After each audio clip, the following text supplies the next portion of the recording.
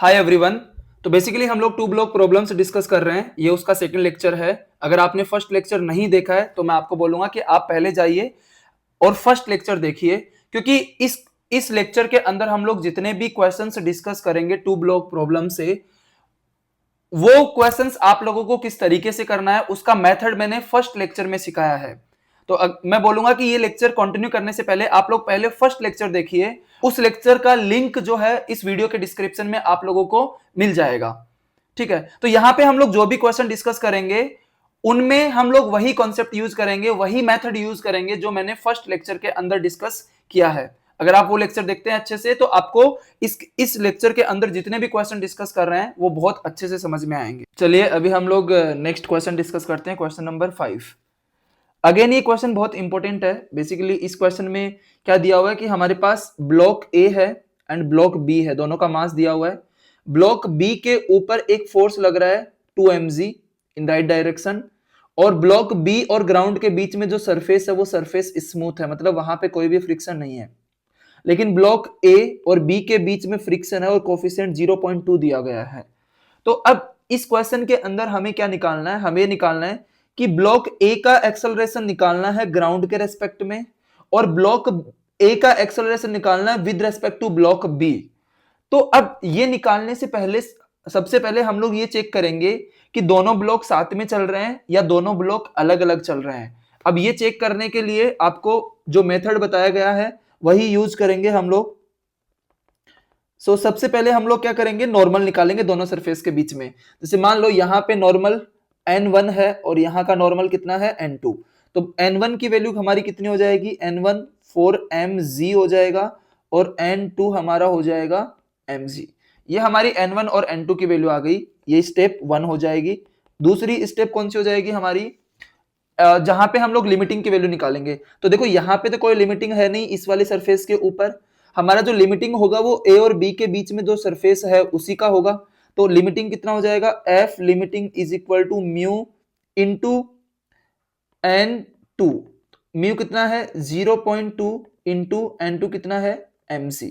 तो इसको हम लोग लिख देते हैं 0.2 mg। ये हमारा हो जाएगा f लिमिटिंग। थर्ड केस में हम लोग क्या करेंगे, थर्ड केस में हम लोग मानेंगे कि दोनों ब्लॉक साथ में चल रहे हैं।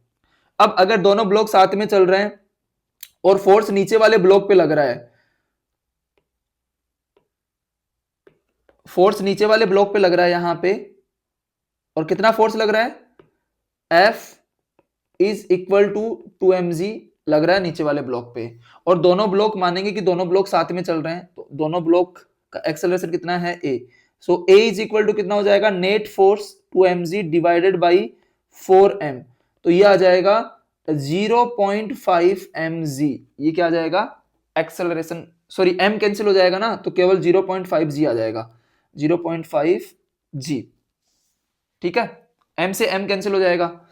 ओके, अब हम लोग फ्रिक्शन की डायरेक्शन निकालेंगे। तो ऊपर वाले ब्लॉक के ऊपर फ्रिक्शन आगे की तरफ होगा, नीचे वाले ब्लॉक पे फ्रिक्शन पीछे की तरफ होगा। तो इस वाले ब्लॉक पे फ्रिक्शन आगे की तरफ हो जाएगा, इस वाले ब्लॉक पे फ्रिक्शन पीछे की तरफ हो जाएगा। तो अब हम लोग किसी भी एक बॉडी का इस 2m वाले, इस m वाले का फ्री बॉडी डायग्राम बना लेते हैं इसका। तो अगर इसका फ्री बॉडी डायग्राम हम लोग बनाएंगे, यहाँ पे ये m है ब्लॉक ए, ब्लॉक ए। तो इस पे आगे की तरफ फ्रिक्शन लग रहा है Fr, और इसका एक्सेलरेशन कितना है a, that is equal to 0.5 g। तो एक्सेलरेशन, तो Fr is equal to m into a, that is 0.5 mg, that is 0.5 mg। अब हम लोग क्या करेंगे, फोर्थ स्टेप, ये तो हमारी फोर्थ स्टेप हो गई ना, फोर्थ स्टेप। अब फिफ्थ स्टेप में हम, इस स्टेप में हम लोग इस फ्रिक्शन को जो हमारा 0.5 mg फ्रिक्शन आया इसको लिमिटिंग से कंपेयर करेंगे। सो 0.5 mg greater than f limiting, जहां से हमें पता चलता है कि both blocks will move separately, both the blocks will move separately and relative sliding will be there, a relative sliding will be there, and because of this relative sliding kinetic friction will act, kinetic friction will act between the surfaces. Okay, अब दोनों surface के बीच में kinetic friction अगर act करेगा तो हमें अब पता है कि दोनों के बीच में जो फ्रिक्शन एक्ट कर रहा है उसका मैग्नीट्यूड क्या है। तो अब हम लोग दोनों का अलग अलग एक्सेलरेशन यहां पे लिख लेंगे। तो जैसे मान लो मुझे इसका एक्सेलरेशन लिखना है,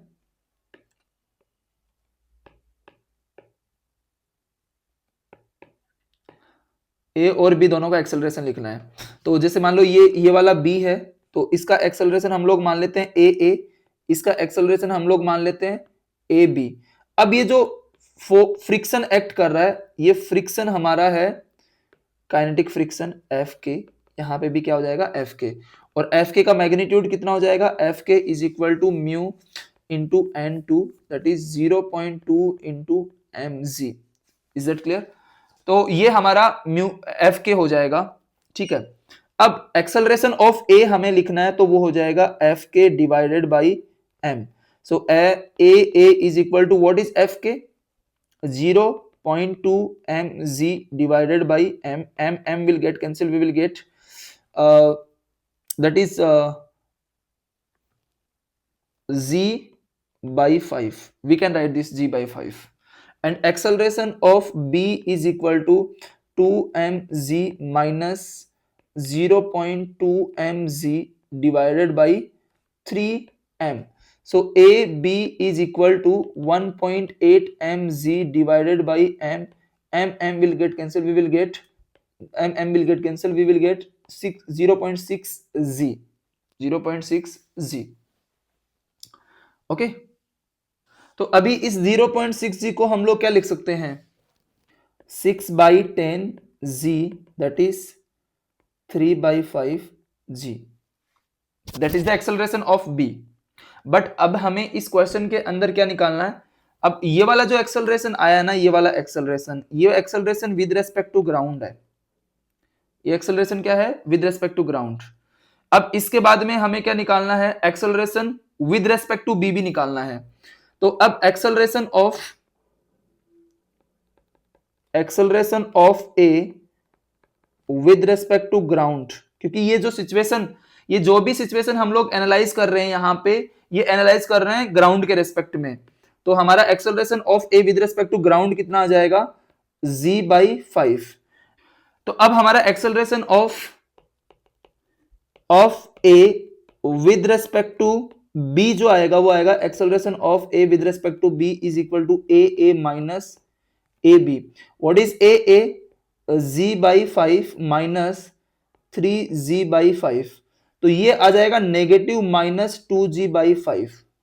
अब ये एक्सेलरेशन नेगेटिव आने का मतलब ये है यहां पे कि b के रेस्पेक्ट में, क्योंकि जो b है ना, ये b, इसका एक्सेलरेशन 3g by 5 है और a का एक्सेलरेशन केवल g by 5 है। तो नेगेटिव का मतलब है कि इस b के रेस्पेक्ट में ये जो a है ना, ये a पीछे की तरफ जा रहा है, रिलेटिव एक्सेलरेशन है ये। तो अगर मैग्नीट्यूड की अगर बात करें हम लोग यहां पे, magnitude of acceleration of A with respect to B, तो ये कितना आ जाएगा, 2g by 5। यहां पे नेगेटिव साइन ये रिप्रेजेंट कर रहा है कि B का एक्सेलरेशन ज्यादा है, A का एक्सेलरेशन क्या है, कम है। तो ये हमारा इस क्वेश्चन के अंदर ये एक्सेलरेशन ऑफ A हो गया ग्राउंड के रेस्पेक्ट में, और ये वाला एक्सेलरेशन ऑफ A हो गया with respect to B।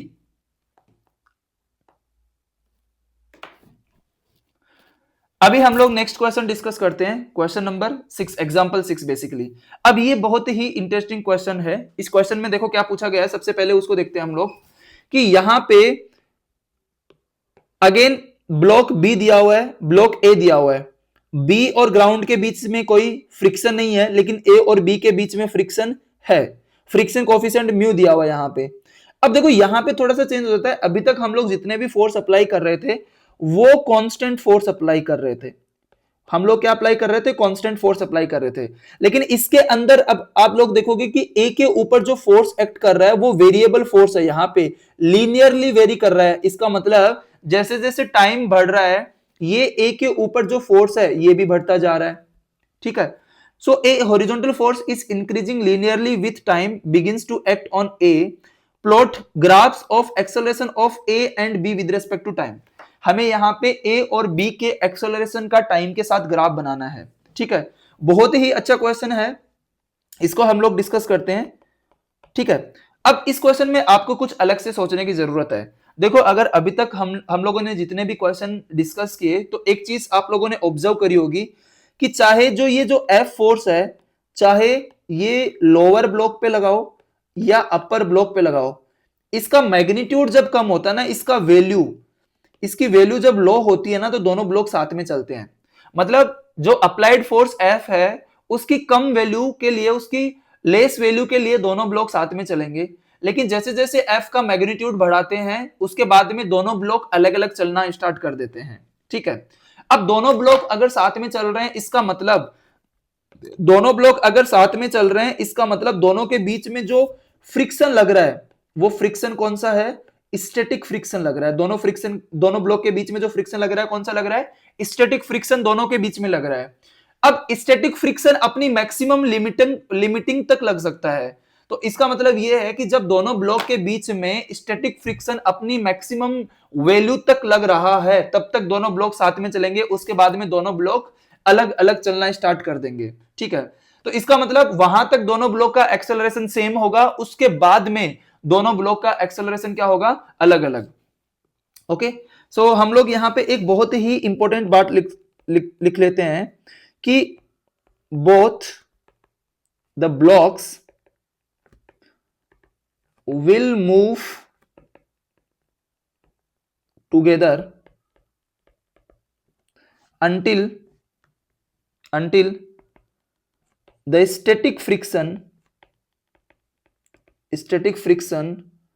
acting between them reaches up to its maximum value. तो जब तक दोनों ब्लॉक जब तक साथ में चलेंगे, जब तक कि दोनों के बीच में जो फ्रिक्शन एक्ट कर रहा है स्टैटिक, वो अपनी मैक्सिमम वैल्यू तक ना पहुंच जाए, उसके बाद में दोनों अलग अलग मूव करना स्टार्ट कर देंगे। तो अब इसका मतलब क्या हुआ कि अगर दोनों ब्लॉक, मान लो दोनों के बीच में जो फ्रिक्शन लग रहा है, तो अब यहां पे हम लोग केस डिस्कस कर लेते हैं। Case 1, if friction acting between blocks F are less than F limiting. In that case both the blocks will move together. इस केस में दोनों ब्लॉक क्या करेंगे? साथ साथ चलेंगे। और दोनों ब्लॉक साथ साथ अगर चलेंगे यहां पे,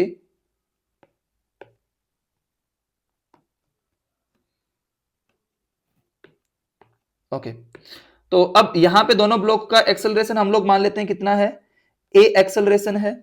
अब ए इज इक्वल टू कितना हो जाएगा?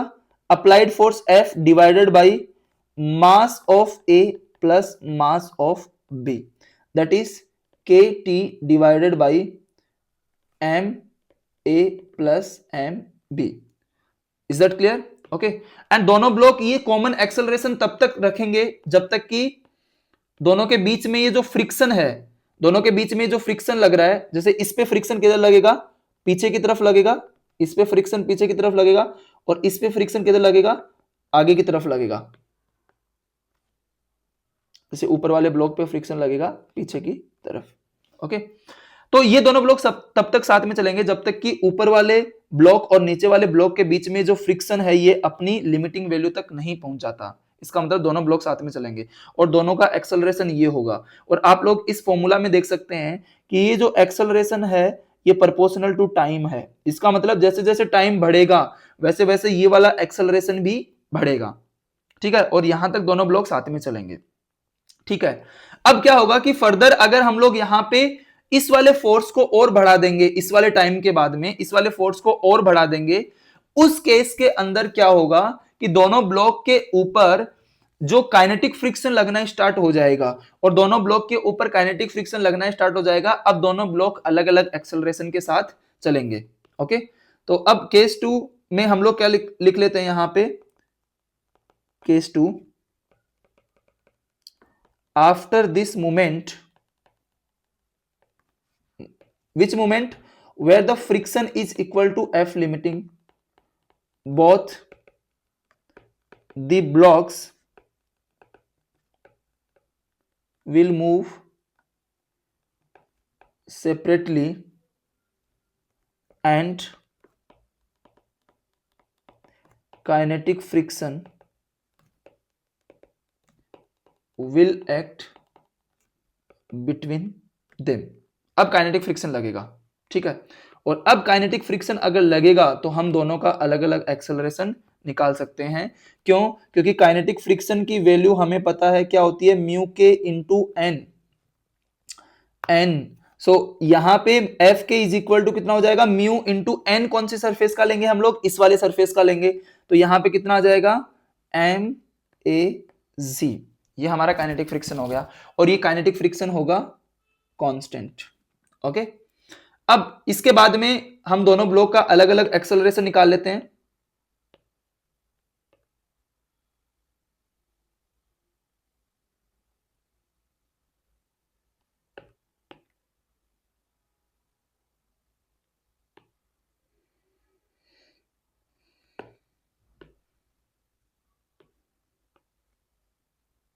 ओके चलो, एक्सेलरेशन ऑफ ए कितना हो जाएगा हमारे पास, acceleration of A is equal to F minus F के।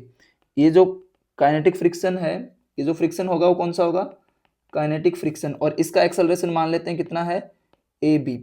तो यहां पे आप लोग देख सकते हैं कि इसका जो एक्सेलरेशन है वो ए हो जाएगा, इसका एक्सेलरेशन ए बी हो जाएगा, इसका एक्सेलरेशन इस वाले फोर्स की वजह से आ रहा है, इस ए का एक्सेलरेशन इन दोनों फोर्स के रिजल्टेंट की वजह से आ रहा है, डिवाइडेड बाय क्या हो जाएगा, एम ए।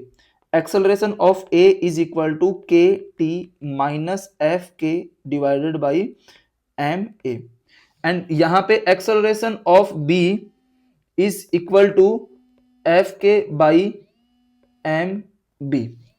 ओके, तो अब आप लोग यहां पे देख सकते हैं कि एक्सेलरेशन ऑफ ए जो है वो K T by M A minus F K by M A, and acceleration of B is equal to constant. Okay, अब यहां पे समझने वाली बात यह है कि बी का जो एक्सेलरेशन है वो कांस्टेंट है। क्यों? क्योंकि यहां पे काइनेटिक फ्रिक्शन कांस्टेंट है, लेकिन ए का एक्सेलरेशन है ना वो वेरिएबल है, क्योंकि जो टाइम पे डिपेंड कर रहा है, क्योंकि जो फोर्स इसके ऊपर एक्ट कर रहा है वो टाइम के साथ बढ़ रहा है। तो अब यहां पे क्या होगा कि ये जो ए का एक्सेलरेशन है ये कॉन्टिन्यूअसली इंक्रीजिंग एक्सेलरेशन होगा। अगर इस इक्वेशन में देखें तो इस इक्वेशन में बेसिकली दो टर्म है, एक वाली ये, एक वाली ये वाली टर्म यहां पे वेरिएबल है, ये वाली टर्म यहां पे कांस्टेंट है। सो ओवरऑल जो ए का एक्सेलरेशन है, ये ए का एक्सेलरेशन यहां पे क्या है, variable because of this term. Okay, so ये हमारा वेरिएबल एक्सेलरेशन है, वेरिएबल एक्सेलरेशन, एंड बी का एक्सेलरेशन क्या है, कांस्टेंट। चलो अभी हम लोग ग्राफ बना लेते हैं यहां पे एक्सेलरेशन का। हम वाई एक्सिस पे एक्सेलरेशन लेंगे दोनों ब्लॉक का, और एक्स एक्सिस के ऊपर हम लोग टाइम लेंगे। ये हो गया टाइम, ये वाई एक्सिस के ऊपर हो गया एक्सेलरेशन, सॉरी एक्सेलरेशन। अब देखो यहां पे, अब इनिशियली क्या होता है, दोनों ब्लॉक साथ में चलते हैं, मान लो इस वाले टाइम तक, इस वाले टाइम तक दोनों ब्लॉक क्या कर रहे हैं, साथ में चल रहे हैं। उसके बाद में क्या हो रहा है, यहां पे क्या हो रहा है, acceleration of A is equal to acceleration of B, और ये वाला वो पॉइंट है जहां पे दोनों ब्लॉक के बीच में काइनेटिक फ्रिक्शन एक्ट करना स्टार्ट कर देता है। ठीक है, यहां तक कौन सा, यहां से लेके यहां तक केवल स्टैटिक फ्रिक्शन लग रहा है, इसलिए दोनों ब्लॉक का एक्सेलरेशन सेम है। अब इस वाले पॉइंट के बाद में दोनों ब्लॉक के बीच में काइनेटिक फ्रिक्शन लगना स्टार्ट हो जाता है, उस वजह से दोनों ब्लॉक का एक्सेलरेशन क्या होता है, अलग अलग होता है। अब इसके बाद में क्या होगा, इस पॉइंट के बाद में बी का एक्सेलरेशन तो कांस्टेंट हो जाएगा, लेकिन ए का एक्सेलरेशन लीनियरली अभी भी इंक्रीज करेगा इस तरीके से। ओके, सो अब हम इस पॉइंट के बाद में क्या होगा कि बी का एक्सेलरेशन जो है, एक्सेलरेशन ऑफ बी ये तो है कांस्टेंट, लेकिन एक्सेलरेशन ऑफ ए जो है वो कंटिन्यूअसली यहां पे इंक्रीज करेगा। क्यों? क्योंकि एक्सेलरेशन ऑफ ए की इक्वेशन आप लोग यहां पे देख सकते हैं, इस तरीके से वेरी करेगा। ठीक है, आई होप आपको ये क्वेश्चन आया होगा, बहुत ही कॉन्सेप्चुअल क्वेश्चन था, मैंने बहुत ही अच्छे से इसको एक्सप्लेन करने का ट्राई किया है।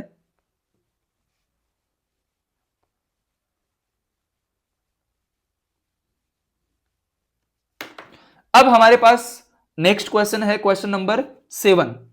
अब इसमें हम लोग डिस्कस करते हैं बेसिकली यहां पे हमारे पास इस क्वेश्चन के अंदर अगेन दो ब्लॉक हैं, फोर्स लग रहा है, एक बार हम F is equal to 25 newton लगाएंगे, एक बार F is equal to 75 newton लगाएंगे।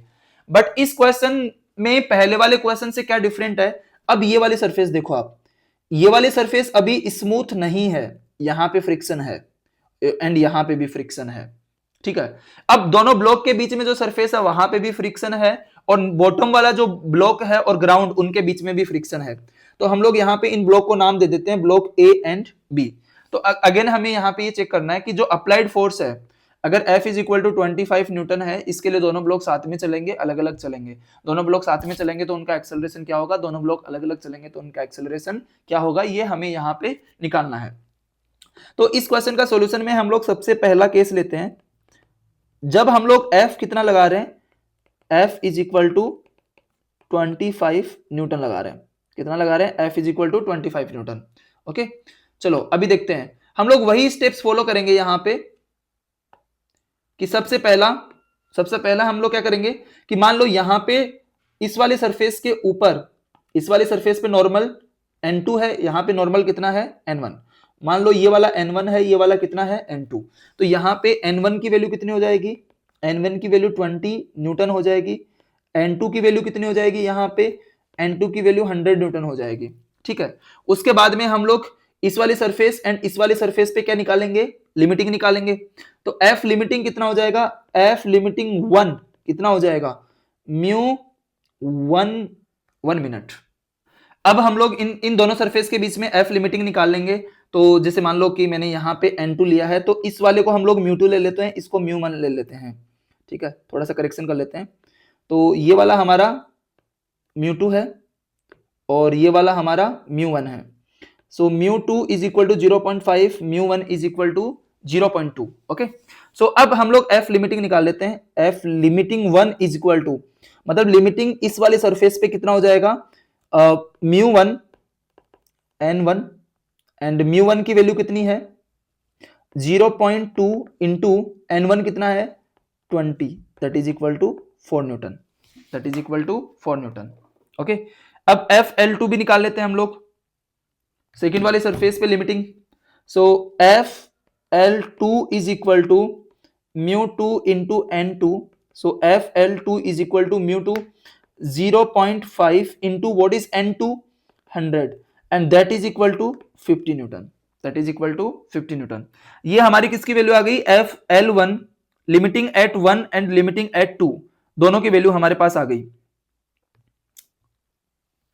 अब इसके बाद में हम लोग क्या करेंगे, मानेंगे कि दोनों ब्लॉक साथ साथ में चल रहे हैं। देखो ये जो N1 N2 और FL1 एंड FL2 की वैल्यू है, ये इस first case and second case दोनों में सेम रहने वाली है, ठीक है। तो अब हम लोग मानेंगे कि दोनों ब्लॉक यहां पे क्या कर रहे हैं, साथ में चल रहे हैं।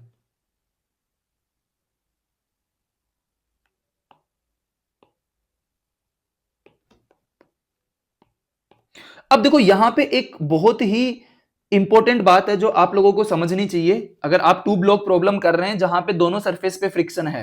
देखो अगर मान लो ये दोनों ब्लॉक तब तक नहीं चल सकते जब तक ए ब्लॉक मूव ना करे, क्योंकि हम लोग फोर्स किस पे लगा रहे हैं, ए पे लगा रहे हैं। अगर ए चलेगा तभी तो बी चल पाएगा ना, अगर ए ही नहीं चलेगा तो ये पूरा का पूरा सिस्टम ही नहीं चलेगा, इस बात को समझो आप लोग, ठीक है। तो सबसे पहले हमें ये देखना है क्या ये ए चल रहा है। अब ए को चलाने के लिए मिनिमम कितना फोर्स चाहिए, जो यहां पे ए और ग्राउंड के बीच में जो लिमिटिंग है ना, उससे ज्यादा फोर्स चाहिए हमें ए को चलाने के लिए।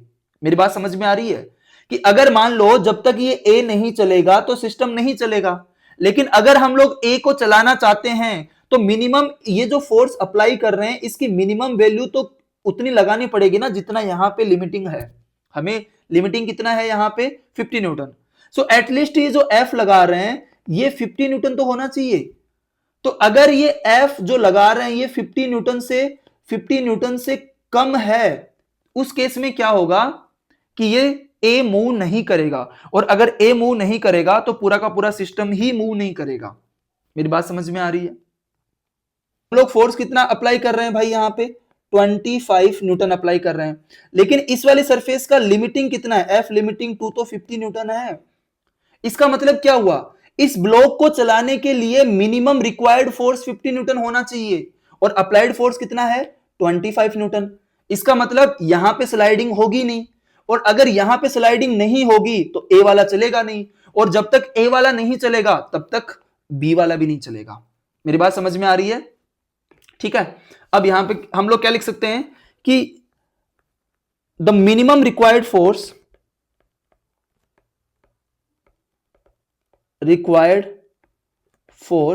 To move block A is 50 Newton, but we have applied force is equal to 25 Newton, and this 25 Newton is less than F limiting 2. That means there is no sliding between ground and A block. There is no sliding between ground and A block. Ground और ए block के बीच में कोई भी sliding नहीं है। अगर उनके बीच में कोई भी स्लाइडिंग नहीं है तो ए वाला ब्लॉक जो है वो ए वाला ब्लॉक नहीं चलेगा, और अगर ए वाला ब्लॉक नहीं चलेगा तो पूरा सिस्टम नहीं चलेगा। ठीक है, अब पूरा सिस्टम नहीं चल रहा है तो acceleration of system is equal to 0, and friction acting between A and ground is equal to static friction, और उसकी वैल्यू किसके इक्वल हो जाएगी, अप्लाइड फोर्स के इक्वल हो जाएगी। ठीक है, उसकी वैल्यू किसके इक्वल हो जाएगी, अप्लाइड फोर्स के इक्वल। तो हम लोग यहां पे मान लो कि इसके ऊपर पीछे की तरफ फ्रिक्शन लग रहा है Fr, और उस Fr की वैल्यू कितनी हो जाएगी 25 न्यूटन। अब देखो यहां पे एक कंफ्यूजन वाली बात ये आती है कि आप लोग ये सवाल पूछ सकते हैं कि सर हमने तो 50 न्यूटन निकाला था लिमिटिंग, लेकिन आप आंसर 25 न्यूटन क्यों बोल रहे हो, आंसर तो 50 न्यूटन होना चाहिए। नहीं, देखो 50 न्यूटन आना यहां पे मैक्सिमम स्टैटिक फ्रिक्शन की वैल्यू हो सकती है, मतलब स्टैटिक फ्रिक्शन की ये मैक्सिमम वैल्यू हो सकती है, लेकिन स्टैटिक फ्रिक्शन की वैल्यू 0 और मैक्सिमम लिमिटिंग के बीच में कुछ भी हो सकती है। अब यहां पे जब यहां पे ये अप्लाइड फोर्स ही 25 न्यूटन है तो स्टैटिक फ्रिक्शन अपनी रिक्वायरमेंट के हिसाब से लगेगा ना, और उसकी रिक्वायरमेंट अभी कितनी है कि इस 25 न्यूटन को अपोज करना, तो ये वाला स्टैटिक फ्रिक्शन भी कितना हो जाएगा 25 न्यूटन ही होगा। मेरी बात समझ में आ रहा है?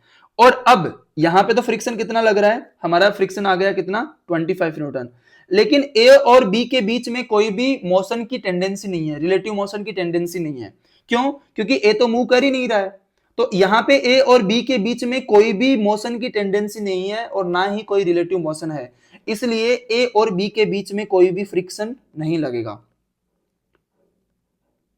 Next, there is no tendency of motion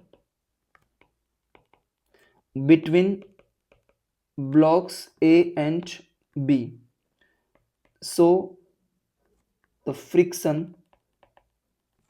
no friction is acting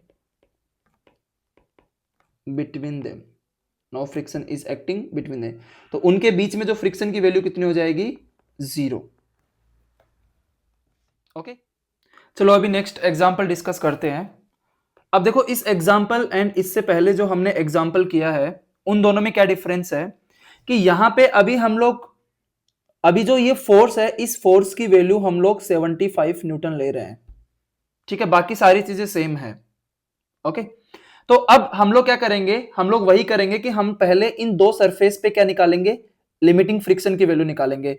उसको निकालने के लिए हमें यहां का नॉर्मल पता होना चाहिए, तो मान लेते हैं कि ए और बी के बीच में जो सरफेस है वहां पे नॉर्मल की वैल्यू n1 है, और ए और ग्राउंड के बीच में जो सरफेस है वहां पे नॉर्मल की वैल्यू कितनी है n2। ओके, तो अब हम लोग सबसे पहले यहां पे n1 एंड n2 की वैल्यू निकालेंगे, तो n1 हमारा कितना हो जाएगा 20 न्यूटन एंड N2 हमारा कितना हो जाएगा 100 न्यूटन। ये हमारी किसकी वैल्यू आ जाएगी N1 और N2 की वैल्यू आ जाएगी। ठीक है, अब उसके बाद में इन दोनों सरफेस पे हम लोग लिमिटिंग फ्रिक्शन निकाल लेंगे कि यहां पे लिमिटिंग फ्रिक्शन कितना है और यहां पे लिमिटिंग फ्रिक्शन कितना है। तो हम लोग सरफेस 1 पे लिमिटिंग निकालेंगे, तो FL1 is equal to μ1 N1 that is 0.2 into 20, तो ये हो जाएगा हमारा 4 newton. And FL2 is equal to μ2 into N2, और ये हमारा कितना हो जाएगा 0.5 इंटू 100, तो ये हमारा कितना आ जाएगा 50 न्यूटन। तो बेसिकली यहाँ पे N1 और N2, FL1 एंड FL2 इन दोनों की वैल्यू चेंज नहीं होने वाली। जो हमारी वैल्यू पहले वाले क्वेश्चन में आई थी वही हमारी वैल्यू यहाँ पे आने वाली है, आप लोग देख सकते हैं यहाँ पे।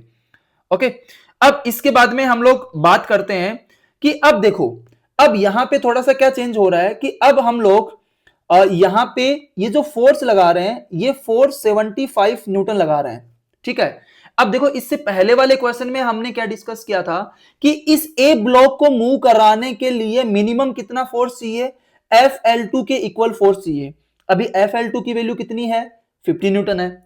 अगर FL2 की वैल्यू 50 न्यूटन है और अप्लाइड फोर्स यहां पे 75 न्यूटन है, तो इसका मतलब अप्लाइड फोर्स की वैल्यू 50 न्यूटन से ज्यादा है, तो ये ए वाला यहां पे क्या करेगा मूव कर जाएगा। और अगर ए वाला मूव करेगा तो इसके ऊपर रखा हुआ बी वो भी आगे की तरफ मूव करेगा। ठीक है, तो अभी हम लोग यहां पे क्या क्या लिख सकते हैं कि जैसे मान लो ये फर्स्ट है, second, here applied force that is 75 Newton is greater than FL2. So a block will slide on ground. तो यहां पे ब्लॉक ए स्लाइड कर जाएगा ग्राउंड के ऊपर। अगर ब्लॉक ए ग्राउंड के ऊपर स्लाइड कर जाएगा इसका मतलब ये सिस्टम आगे की तरफ मूव करेगा। अब मान लेते हैं कि दोनों ब्लॉक साथ में चल रहे हैं, अब अगर दोनों ब्लॉक साथ में चल रहे हैं तो हमें इन दोनों ब्लॉक का कॉमन एक्सेलरेशन लिखना होगा। ठीक है, अब यहां पे समझने वाली बात यह है कि हम जब इन दोनों ब्लॉक का कॉमन एक्सेलरेशन लिखेंगे तो अब देखो यहां पे ब्लॉक ए चल रहा है, ये वाला ब्लॉक आगे चलेगा, तो ये वाली ब्लॉक ए और ग्राउंड के बीच में जो सरफेस है यहां पे ब्लॉक ए पे काइनेटिक फ्रिक्शन पीछे की तरफ लगेगा। किधर लगेगा, पीछे की तरफ। तो ब्लॉक ए पे जब ब्लॉक ए ग्राउंड के ऊपर स्लाइड करेगा तो ब्लॉक ए के ऊपर यहां पे काइनेटिक फ्रिक्शन लगेगा। ठीक है, अब देखते हैं कि चीजें किस तरीके से चेंज होती है। ठीक है, ओके, चलो अब हम लोग थर्ड स्टेप में क्या मान लेंगे, consider both the blocks are moving together. Consider both the blocks are moving together. अगर दोनों ब्लॉक यहां पे साथ में चल रहे हैं, ठीक है, तो दोनों का एक्सेलरेशन क्या होगा, सेम। ओके, दोनों का एक्सेलरेशन क्या हो जाएगा, सेम। एक मिनट, ओके, तो अब दोनों ब्लॉक अगर साथ में चल रहे हैं तो इस वाले ब्लॉक पे पीछे की तरफ क्या लगेगा, काइनेटिक फ्रिक्शन FK2, और इसका वैल्यू कितना है 75 न्यूटन। ठीक है, अब देखो, अब हम लोग मान रहे हैं कि यहां पे ये दोनों ब्लॉक साथ में चल रहे हैं, इनका एक्सेलरेशन कितना है A, तो A एक्सेलरेशन, अब जब ये दोनों ब्लॉक साथ में चलेंगे आगे की तरफ तो इस B ब्लॉक पे फ्रिक्शन आगे की तरफ लगेगा, A ब्लॉक पे फ्रिक्शन पीछे की तरफ लगेगा। यस, यहां पे A ब्लॉक के ऊपर फ्रिक्शन दो सरफेस से लगेगा, एक तो नीचे वाली सरफेस से लगेगा, काइनेटिक फ्रिक्शन ये कंफर्म हो चुका है क्योंकि हमें ये पता चल चुका है कि दोनों ब्लॉक साथ में चल रहे हैं, और ये ए वाला ब्लॉक ग्राउंड पे स्लाइड करेगा तो ये वाला काइनेटिक फ्रिक्शन होगा। लेकिन अभी तक हमें ये नहीं पता कि ए और बी साथ में चल रहे हैं कि अलग अलग चल रहे हैं। ठीक है, तो हम मान लेते हैं कि ए और बी साथ में चल रहे हैं, तो बी के ऊपर फ्रिक्शन आगे लगेगा और ए के ऊपर फ्रिक्शन किधर लगेगा, पीछे की तरफ। तो इस ए ब्लॉक के ऊपर दो सरफेस से फ्रिक्शन लगेगा, एक ऊपर वाली सरफेस से, एक नीचे वाली सरफेस से, और दोनों फ्रिक्शन की डायरेक्शन पीछे की तरफ होगी। ठीक है, तो अब हम लोग यहां पे मान लेते हैं कि जो ये हमारे पास 2 kg ब्लॉक है, इस 2 kg ब्लॉक पे जो फ्रिक्शन लगेगा वो आगे की तरफ लगेगा। ठीक है, हमें चेक करना है कि दोनों ब्लॉक साथ में चलेंगे कि नहीं चलेंगे, और इस पे फ्रिक्शन किधर लगेगा, पीछे की तरफ। ठीक है, देखो इस अभी तक ये कंफर्म हुआ है कि ये ए स्लाइड कर रहा है, तो ए स्लाइड कर रहा है तो ये सिस्टम चलेगा। अब हमें ये बताना है कि ये जो 75 न्यूटन फोर्स लग रहा है इस पे दोनों ब्लॉक साथ में चल रहे हैं कि नहीं चल रहे, इसका मतलब क्या यहां पे स्लाइडिंग है कि नहीं है, वो हमें चेक करना है। ठीक है, अब मान लेते हैं कि दोनों ब्लॉक साथ में चल रहे हैं। अब ध्यान से देखो, अगर हम लोग इसको एक सिस्टम माने तो इस सिस्टम के ऊपर ये वाला फ्रिक्शन एंड ये वाला फ्रिक्शन, ये दोनों इंटरनल फोर्स हैं, तो दोनों एक दूसरे को कैंसिल कर देंगे। लेकिन अब सिस्टम के ऊपर net force 75 newton minus F K to है।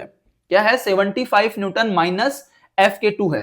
ठीक है, तो यहां पे एक्सेलरेशन हम लोग क्या लिखेंगे, चलो इसको हम लोग एफ आर वन बोल देते हैं, ये भी एफ आर वन हो जाएगा। तो इस सिस्टम का एक्सेलरेशन कितना हो जाएगा? Common acceleration A is equal to 75 newton minus F K two divided by total mass कितना हो जाएगा यहां पे 10। ठीक है, अब एफ के टू की वैल्यू कितनी है यहां पे? Mu K two into N two, and mu K two की वैल्यू कितनी है? F K two is equal to 0.5 into यहां पे 100। सो एफ के टू हमारा कितना आ जाएगा? 50 न्यूटन। एफ के टू हमारा कितना आ जाएगा? 50 न्यूटन। तो बेसिकली यहाँ पे म्यू के एंड म्यू एस दोनों अलग अलग नहीं दिया गया है, तो उस केस में हम लोग म्यू को ही क्या मानेंगे? म्यू के मानेंगे यहां पे। ओके, तो अभी हमारा एक्सेलरेशन कितना आ जाएगा? a is equal to 75 minus 50 divided by 10, that is 2.5 metre per second square. ये दोनों का कॉमन एक्सेलरेशन आ गया। इसका मतलब दोनों ब्लॉक साथ में चल रहे हैं। अब दोनों ब्लॉक साथ में चल रहे हैं तो हम लोग वही स्टेप करेंगे कि इस फ्रिक्शन की वैल्यू निकालेंगे। अगर ये फ्रिक्शन एफ आर वन बड़ा हो जाता है एफ एल वन से तो दोनों ब्लॉक अलग अलग चलेंगे, और अगर F R one less than है एफ लिमिटिंग वन से तो दोनों ब्लॉक साथ में चलेंगे। ठीक है, तो अब ये निकालने के लिए हम लोग क्या करते हैं, किसी भी एक का फ्री बॉडी डायग्राम बना लेते हैं। तो हम लोग यहाँ पे 2 kg का फ्री बॉडी डायग्राम बना लेते हैं। अब स्टेप 4 हम लोग यहाँ पे लिखेंगे। स्टेप 4 के अंदर क्या लिखेंगे कि ये ब्लॉक जो है ये कितने एक्सेलरेशन से जा रहा है? 2.5 मीटर पर सेकेंड स्क्वायर के एक्सेलरेशन से जा रहा है, और यहाँ पे F R one is equal to M B into A B, that is 2 into 2.5, and ये कितना आ जाता है? 5 न्यूटन। ठीक है, अब देखो यहां पे इन दोनों ब्लॉक के बीच में जो फ्रिक्शन लग रहा है उसकी वैल्यू कितनी आ जाएगी? 5 न्यूटन इसकी वैल्यू आ रही है, लेकिन यहां पे जो लिमिटिंग है एफ एल वन उसकी वैल्यू तो 4 न्यूटन ही है। तो इसका मतलब क्या हुआ कि ये जो F R one greater than F limiting one that is equal to 4 Newton.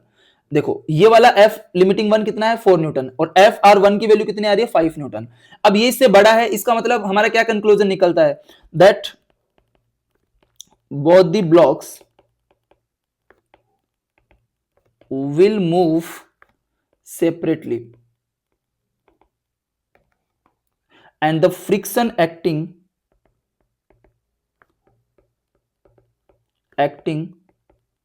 between blocks is what? Kinetic friction. अब दोनों ब्लॉक के बीच में जो फ्रिक्शन एक्ट कर रहा है वो कौन सा कर रहा है? Kinetic friction. एंड उसकी value F K one is equal to mu K one into N one, that is 0.2 into 20, and that is equal to what? 4 newton. कितनी है? 4 न्यूटन। 4 न्यूटन। ओके, अब हम लोग दोनों ब्लॉक का यहाँ पे डायग्राम फिर से देखते हैं। दोनों ब्लॉक अलग अलग चलेंगे अभी, और ये जो फ्रिक्शन लगेगा ये काइनेटिक फ्रिक्शन लगेगा। ठीक है, तो यहां पे बी पे काइनेटिक फ्रिक्शन लगेगा, और ए पे भी कौन सा फ्रिक्शन लगेगा? काइनेटिक फ्रिक्शन लगेगा यहां पे। तो यहां पे इस पे kinetic friction F K one इधर लगेगा, और इस पे kinetic friction F K one पीछे की तरफ लगेगा, और इसकी वैल्यू कितनी है? 4। इसकी भी वैल्यू कितनी है? 4। एफ के टू की वैल्यू कितनी है? 50। ओके, अब मान लेते हैं कि एक्स ब्लॉक बी का एक्सेलरेशन ए बी है, और ब्लॉक ए का एक्सेलरेशन कितना है? यहां पे ए ए है। ब्लॉक ए का एक्सेलरेशन कितना है? ए ए। तो अब यहां पे हम लोग क्या करेंगे कि देखो यहां पे ब्लॉक ए का अगर एक्सेलरेशन लिखना है तो यहां पे 75 न्यूटन फोर्स लग रहा है, और पीछे की तरफ कितना लग रहा है? 4 एंड 5, 54 न्यूटन पीछे की तरफ लग रहा है। यहां पे इसके ऊपर केवल 4 न्यूटन फोर्स लग रहा है, तो हमारा एक्सेलरेशन ऑफ बी कितना हो जाएगा? That acceleration of B is equal to 4 divided by 2, that is 2 metre per second square, and acceleration of A हमारा आ जाएगा 75 minus 50 -4 divided by 8 and this is equal to 75 minus 4 54, so that is equal to 21 divided by 8 metre per second square. ये किसका acceleration हो जाएगा? ये acceleration हमारा हो जाएगा ए का एक्सेलरेशन, ये हमारा एक्सेलरेशन हो जाएगा बी का। ओके, सो आई होप आप लोगों को ये यहां तक एग्जांपल बहुत अच्छे से समझ में आया होगा। मैंने इस पूरे वीडियो के अंदर और पीछे के जो भी लेक्चर हमने किए हैं उनमें हर एक कॉन्सेप्ट 2 ब्लॉक प्रॉब्लम से रिलेटेड मैंने आपको एक्सप्लेन करी है। अब इन द नेक्स्ट लेक्चर हम लोग डिस्कस करेंगे कुछ PYQs, ओके, एनटीए के PYQs।